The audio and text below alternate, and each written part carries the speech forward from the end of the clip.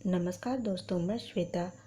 YouTube channel Hindi by Shweta ma'am A to Z 90 classes में आपका स्वागत करती हूँ। आज हिंदी शिक्षण से संबंधित महत्वपूर्ण प्रश्न हैं जो कि परीक्षाओं में बार बार पूछे जा रहे हैं। इसमें पहला प्रश्न है, एकांकी शिक्षण की कौन सी विधि है जिसमें शिक्षक संपूर्ण पाठ को हाव भाव भंगिमाओं के माध्यम से प्रस्तुत करता है? पहला आदर्श नाट्य प्रणाली, दूसरा कक्षा अभिनय प्रणाली, तीसरा समवाय प्रणाली, चौथा यह सभी। तो इसका सही उत्तर है कि यह एक आदर्श नाट्य प्रणाली है। दूसरा प्रश्न है, व्याख्या सार संक्षिप्तीकरण पत्र लेखन निबंध कौन से रचना शिक्षण के रूप हैं? पहला मौखिक रचना, दूसरा लिखित रचना, तीसरा विकल्प 1 और 2 दोनों, चौथा यह सभी। तो इसका सही उत्तर है कि यह एक लिखित रचना है। तीसरा प्रश्न है, ब्लूम महोदय ने शैक्षिक उद्देश्यों का वर्गीकरण कितने भागों में किया है? पहला 2, दूसरा 3, तीसरा 4, चौथा 5। तो इसका सही उत्तर है कि यह 3 भागों में।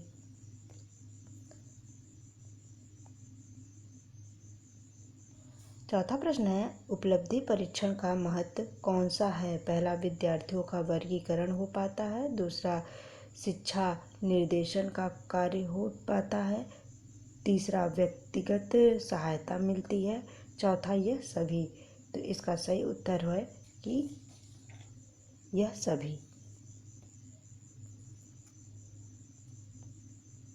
पांचवा प्रश्न है, व्याकरण शिक्षण की कौन सी विधि है जिसमें सैद्धांतिक ज्ञान की प्राप्ति नहीं होती है? नहीं पर विशेष ध्यान दीजिएगा। पहला व्याकरण अनुवाद विधि, दूसरा निगमन विधि, तीसरा समवाय विधि, चौथा यह सभी। तो इसका सही उत्तर है कि यह समवाय विधि है। छठवां प्रश्न है, दृश्य सामग्री कौन सी नहीं है? पहला श्यामपट्ट, दूसरा प्रत्यक्ष वस्तुएं, तीसरा टेप रिकॉर्डर, चौथा यह सभी। तो इसका सही उत्तर है कि टेप रिकॉर्डर। सातवां प्रश्न है, निम्न में से कौन सा पाठ्य पुस्तक का गुण नहीं है? पहला उपयुक्तता, दूसरा अशुद्धता, तीसरा क्रमबद्धता, चौथा इनमें से कोई नहीं। तो इसका सही उत्तर है कि यह अशुद्धता।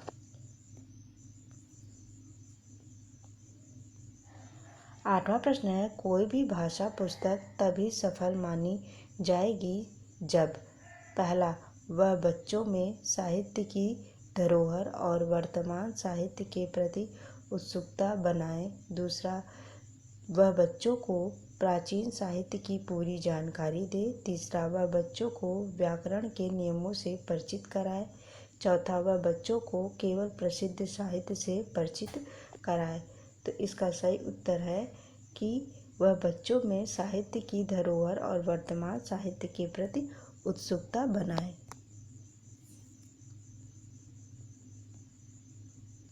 नौवां प्रश्न है, प्रायः बच्चे विद्यालय में स्वयं को अभिव्यक्त करने में संकोच करते हैं क्योंकि पहला वे भाषा नहीं जानते हैं, दूसरा उन्हें अभिव्यक्ति का ज्ञान नहीं है, तीसरा वे जिस भाषा में सहज अभिव्यक्त कर सकते हैं वह प्रायः विद्यालय में स्वीकृत नहीं होती है, चौथा शिक्षक व बाकी साथी उनका मजाक उड़ाते हैं।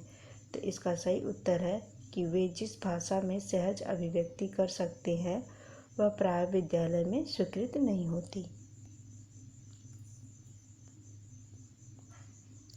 10वां प्रश्न है, उच्च प्राथमिक स्तर पर लेखन क्षमता का आकलन करते समय आप किस बिंदु को सर्वाधिक महत्व देंगे? पहला मिश्रित वाक्य संरचना, दूसरा विचारों की अमौलिकता, तीसरा विचारों की मौलिकता, चौथा तत्सम शब्दावली। तो इसका सही उत्तर होगा कि विचारों की मौलिकता।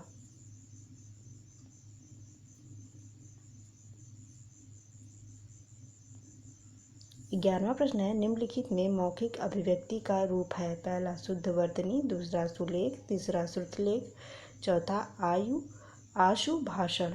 तो इसका सही उत्तर होगा कि यह आशु भाषण है।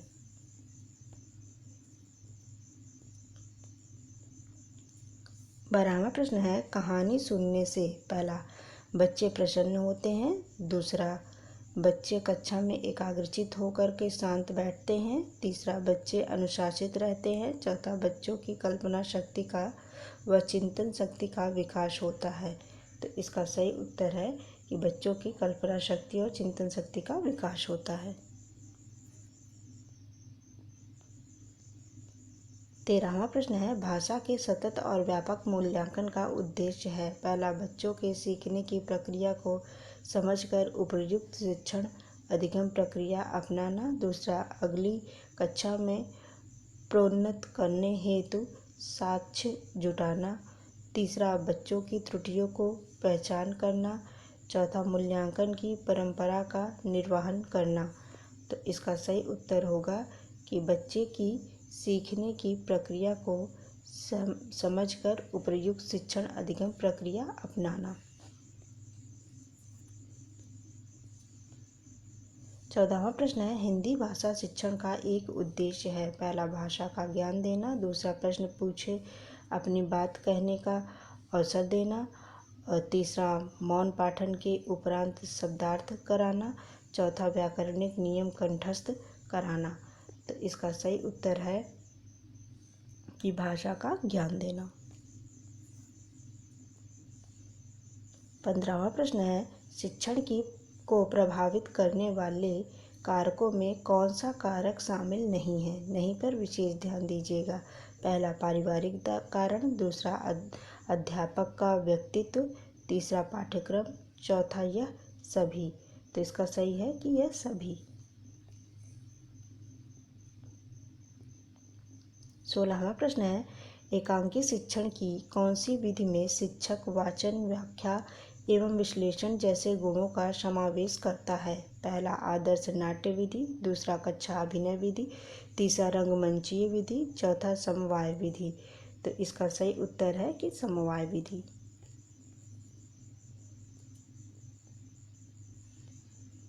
17वां प्रश्न है, उपचारात्मक शिक्षण की कौन सी विधि है जिसमें किसी एक शिक्षक की समस्याओं का उपचार करते हैं? पहला व्यक्तिगत विधि, दूसरा सामूहिक विधि, तीसरा विकल्प 1 और 2 दोनों, चौथा इनमें से कोई नहीं। तो इसका सही उत्तर है कि व्यक्तिगत विधि।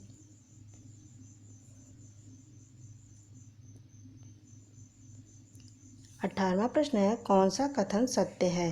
पहला आगमन विधि को विश्लेषण विधि भी कहते हैं, दूसरा व्यतिरेक विधि में दूसरी भाषा की असमानताओं को ही याद करवाया जाता है, तीसरा आगमन विधि विशिष्ट से सामान्य की ओर बढ़ती है, चौथा यह सभी। तो इसका सही उत्तर है यह सभी। 19वां प्रश्न है, कौन सा कथन सत्य है? पहला कविता शिक्षण की तुलना प्रणाली उच्च प्राथमिक स्तर के लिए उपयोगी है, दूसरा नाटक शिक्षण की संयुक्त प्रणाली आदर्श नाटक शिक्षण तक कक्षा अभिनय प्रणाली का सम्मिलित रूप है, तीसरा कविता शिक्षण की अर्थबोध विधि अमनोवैज्ञानिक विधि है, चौथा यह सभी। तो इसका सही उत्तर है कि यह सभी है।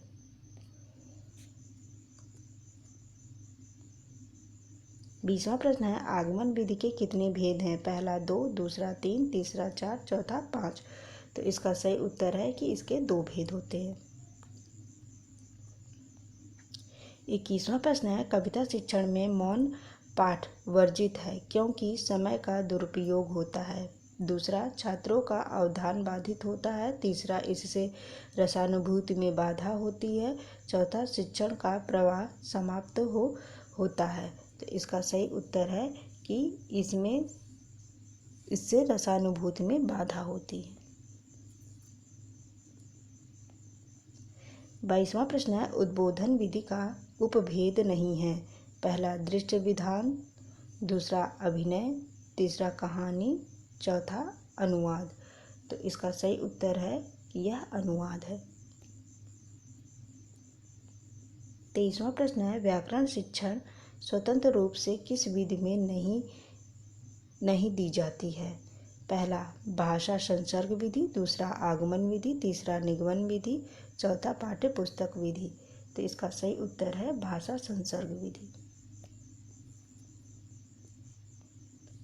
24वां प्रश्न है, विश्लेषणात्मक विधि में प्रयोग होता है। पहला, शब्द से वर्ण, दूसरा शब्द से वाक्य, तीसरा वाक्य से पैराग्राफ, चौथा वर्ण से शब्द। तो इसका सही उत्तर है शब्द से वर्ण। आज के लिए आखिरी और 25वां प्रश्न है, भाषिक सामग्री है मूल विषय वस्तु, दूसरा प्रत्ययों, तीसरा शब्दावली, चौथा मूल विषय वस्तु एवं प्रत्ययों दोनों। तो इसका सही उत्तर है शब्दावली। इस प्रकार कुछ 25 प्रश्न मैं आपके सामने प्रस्तुत की। अगर मेरा वीडियो और मेरी मेहनत आपको पसंद आ रही हो तो मुझे ज़्यादा से ज़्यादा लाइक, शेयर और सब्सक्राइब कीजिए मेरे चैनल को, और मुझे कमेंट लिख करके दीजिए कि आपको मेरा वीडियो कैसा लग रहा है, तो मैं और अच्छे से अच्छे प्रश्न आपके सामने प्रस्तुत कर सकूं। मेरे वीडियो को देखने के लिए बहुत बहुत धन्यवाद।